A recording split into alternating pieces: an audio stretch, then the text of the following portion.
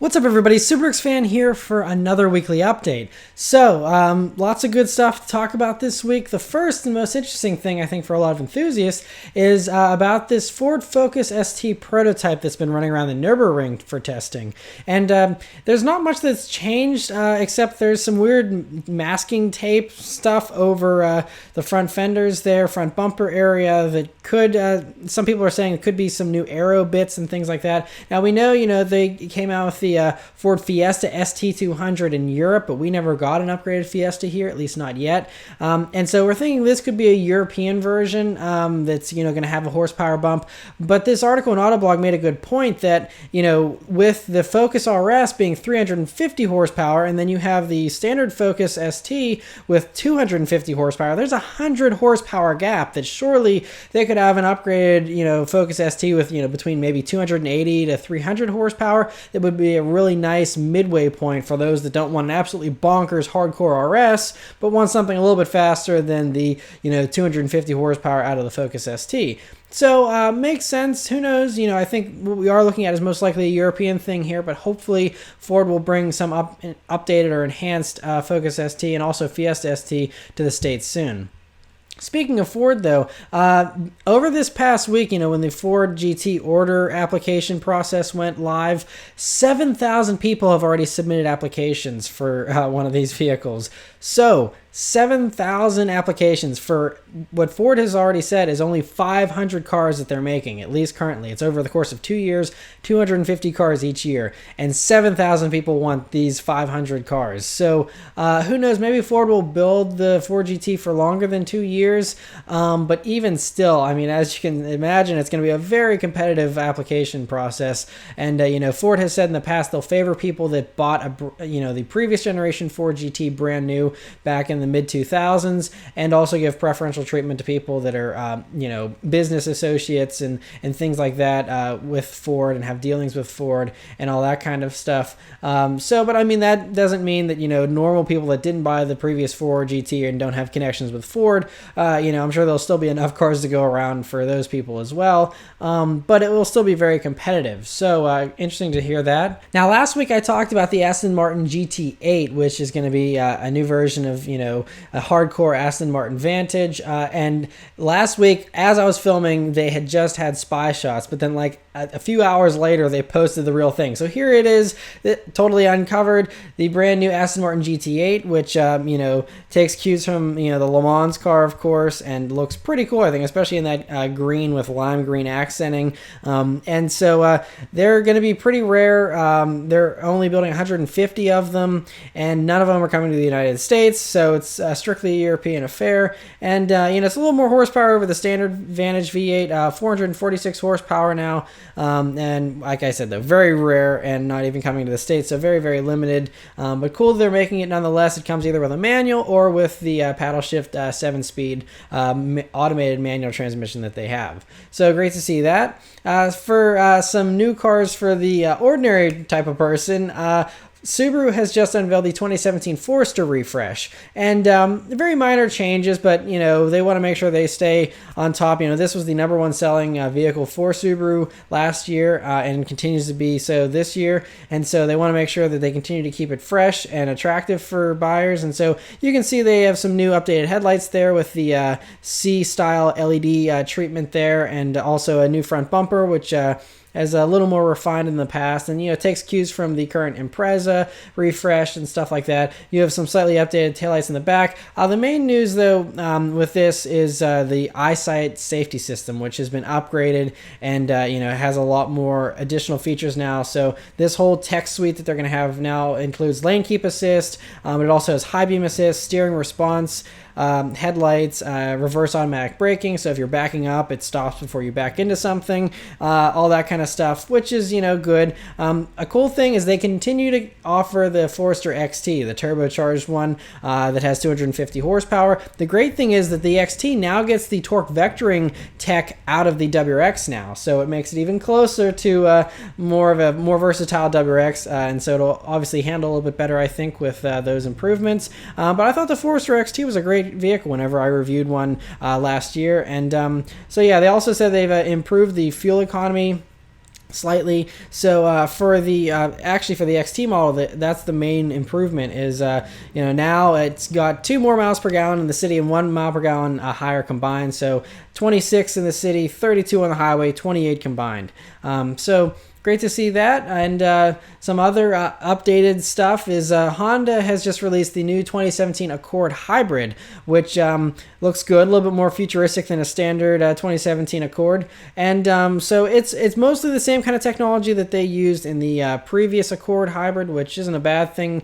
Still gets phenomenal fuel economy. They did give it a little bump in power from 198 horsepower, I believe, to 212 combined horsepower. And the EPA fuel economy ratings are 49 in the city, 47 on the highway, 48 for a combined MPG. And so the previous version was rated at 50 MPG, but that was on the old EPA testing cycle, and they've adjusted it and lowered everyone's scores a little bit to make it a little more closer to real world, I guess, findings. So that's why it's a little bit lower there. But in reality, if you use the old ratings, it would actually be like around 52. So pretty good there. And great to see that they've improved that. Another Honda story here is Honda's officially announced that they're bringing the Clarity series to the States, and not only that, but that they're going to have it in 3 different versions. It was originally just the hybrid version, which was going to be a California-only kind of deal. They also have announced the regular EV version, which will also be a California-only thing, but they're also doing a plug-in hybrid version as well, and that one will be available in all 50 states, which is great to see. And so interesting that we don't have any other details currently as far as what engine would be powering the plug-in hybrid version or what kind of range details, but we just have a picture of it here, and we know that it's going to be offered in those different flavors, which is great to see and will hopefully broaden the appeal of that vehicle. Last Honda story of this week is that they also were out testing the new CR-V, which is set for a restyle here for the probably 2018 model year, and looks actually pretty good. Those new headlights and stuff look pretty good. You can see a lot of the car here, even through the camouflage. I think it's going to be a really nice restyle and really well done job there. So exciting to see that. I'm sure it'll continue to be one of the best-selling crossovers in its segment. Speaking of sales, though, Jaguar's design chief Ian Callum, who's a really cool guy, he has came out this past week and said that they are going to be probably discontinuing station wagons for the Jaguar line for the indefinite future, just because they say no one buys station wagons anymore. Everyone wants crossovers instead.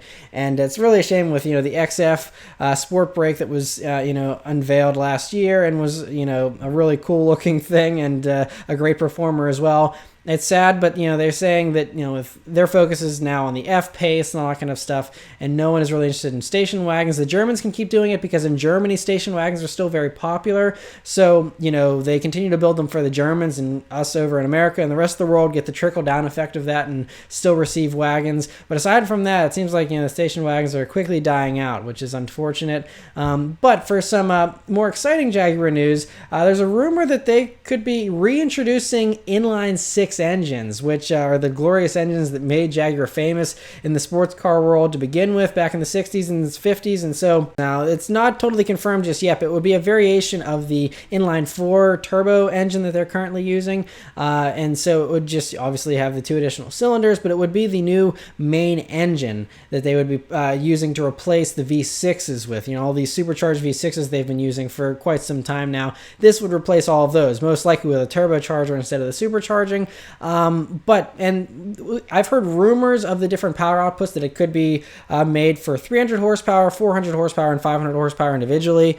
And so who knows, if this is actually going to materialize or what's going to go on with all this. But that would be cool to get, in the future, to be able to get like an F-Type or a new version of the F-Type with a good old inline 6 motor still, even if it's naturally aspirated. That would be amazing and really return to the glory days of the E-Type. That would be really cool as a throwback as well. But just, rumors for right now. But great to see that. And then the last story for Jaguar this week is there's a rumor here that shouldn't take anyone by surprise, and that is that the F-Pace and the XE will both be getting the SVR treatment most likely. As we know, Jaguar is not scared to put big engines in their vehicles, and so the F-Pace is almost a certainty because, they want to broaden the appeal of the F-Pace and appeal to people that buy the BMW X5Ms and the Porsche Cayenne turbos and stuff like that. And so that, they're saying it could get the same, supercharged V8, 550 horsepower like all the other, SVR stuff.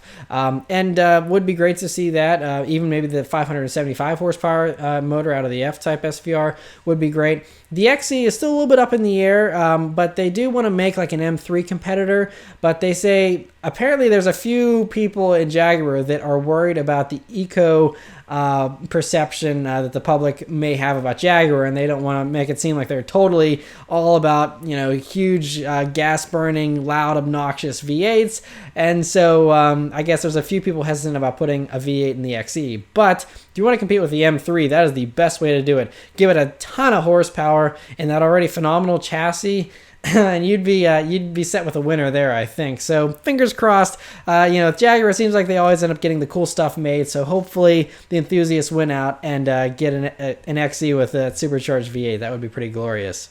Speaking of these high horsepower SUVs, though, there's also a report this week that the Maserati Levante, the new SUV from Maserati, that they also want to compete with the Cayenne turbos and things like that. And so they're saying that the engine that's in the Quattroporte GTS, which is a 523 horsepower twin turbo 3.8 liter V8 engine, that could make its way into the Levante in the future in a possible Levante GTS or something like that. And they say that, they would definitely like to put that engine in the vehicle. And not only that, but I love how open Maserati's guys are here that work for the company. Head of Maserati Vehicle Program says, yes, this V8 engine fits in the Levante, and we already have a prototype up and running. So they're like, they got all their cards out on the table. They're like, yep, we're already working on it. We want to do this. So I think they said it's just a matter of, how well the Levante sells in general. And if the high performance version that they currently are going to be offering, which is the Levante S with the twin turbo V6, if that does pretty well and people are like, yeah, I want a higher performance version, then they'll, go ahead and forge ahead with this. So fingers crossed that gets made as well, because who doesn't like awesome performing SUVs? Sounds like a good combination. A couple stories from Volkswagen this week. The first is that their new 3-row SUV was spy testing in Arizona and looks very large and, commanding there, just going down the road. But we don't know much more about those, except that they'll probably be coming out, for next model year. They should be coming out here pretty soon. And if you're looking for a hint as to what they may look like, Volkswagen's teasing a plug-in hybrid SUV concept that they're going to be bringing to Beijing, to the Beijing Motor Show. And so obviously this is a concept, so it probably won't look quite as awesome as this. And this is obviously for a plug-in hybrid version, whether it's a hybrid version of that 3-row SUV or a different thing altogether, I'm not sure. But, could give you some hints as to the Volkswagen styling language they're going to be using going forward with, that 3-row SUV. So cool to see that. Some not so great news is a rumor, not confirmed yet, but Volkswagen, there's a rumor here that they're considering getting rid of the Beetle for the 2018 model year. So there's two sides to this rumor, because there's the one that, we've been hearing all this talk that they're going to kill the Beetle because it's selling slowly, which is true. And, they would like to free up this production capacity to build more crossovers, which would make sense from a financial standpoint.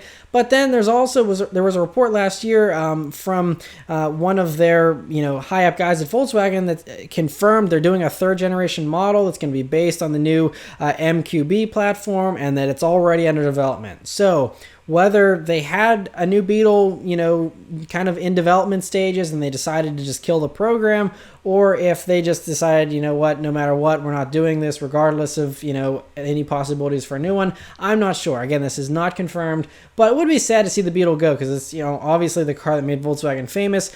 And, like some other reports here have said, it's kind of the fun, happy car in the Volkswagen lineup. Of course, the GTI and things like that are fun as well. They're, great hot hatches, but they don't have the bubbly personality, I think, that the Beetle does have. And I think it'd be kind of a shame. And especially with the Fiat 500 and other competitors out there, it's definitely a segment that there still is competition in. So you would think Volkswagen would want to, maintain what they have. But who knows? And the last story this week is some good news, and that is, all of you that were worried about the EPA's new proposal about banning race cars and, not being able to modify a car for racing and things like that. That whole entire segment of that legislation has been removed. They threw it out. They said we weren't trying to make every race car illegal, and, they're not against people hacking up their cars and racing them. They said that they are still going to be cracking down on vehicles that are driven on the streets, but for strictly race-only vehicles, you're allowed to do whatever you want. So, the 24 Hours of Lemons, the spoof on Le Mans, that is, it's still safe, and all that kind of stuff is still fine. You can modify your car for racing. It's okay. They're just, obviously, they want to crack down on people that are running, stuff on the street that isn't very environmentally friendly, but at least the race cars are safe, and we can be happy about that. So anyway, that's it for all the news this week, guys. I'll send it over to me in the car. All right, so hopefully you guys enjoyed the weekly news. So as far as the rest of the weekly update here, well, this week GM has dropped off the new 2016 Chevy Malibu LT for me to drive here, which, is a nice little family sedan here from my first initial impressions. This one, unfortunately, has the smaller engine of the two, the 1.5-liter turbo instead of the 2-liter turbo. And so it'll be interesting to see, this motor makes only a little bit more horsepower than the Cruise that I just reviewed this past week, and many thanks to all of you for supporting that as well. I was really excited about that Cruise review because there are very, very few reviews of the Cruise out, and I was one of the first ones with a review, so I was really excited about that, and hopefully some of you guys enjoyed it as well. I know, recently a lot of people have been like, we want more enthusiast cars, and have been wanting a lot more, of just sports cars and stuff like that, and those will be coming. And so I appreciate your patience waiting. I know not every week is going to be a car that you're going to love and be obsessed with, but it's just part of having the press cars is sometimes you get something really sweet and sometimes you get something that's a little more ordinary, and I like that though because I can appeal to everybody. Not everyone can have a sports car for a number of different reasons, and so it's just nice to be able to review stuff that other people can also go out and buy and appreciate as well. So, but yeah, do not lose faith. Trust me, I have a ton of really sweet cars lined up. I still have to do a couple trips that will, I'm going to travel to a few different places where there's some really sweet cars that I know you guys are going to love seeing me review, and there's also some sweet press cars coming here in the next few weeks as well, including the beginning of May. I will be getting the sweetest press car I've ever gotten, and probably will get for a little while, but it's totally okay because it is going to be really, really sick, and I'm very excited about what's coming in a couple of weeks. So, yeah, just continue to have patience. Like I said, it will be worth the wait, I promise, and I may have a couple interesting videos this weekend coming, depending on how things work out with this certain situation, but if things go as planned, there may be some pretty exciting and unexpected videos coming here over the weekend, so we'll just have to wait and see how that all pans out. But anyway, yeah, thank you guys very much for watching the weekly update, and so I'll just leave you with a nice little acceleration here like I always do. Alrighty, and here we go with the acceleration.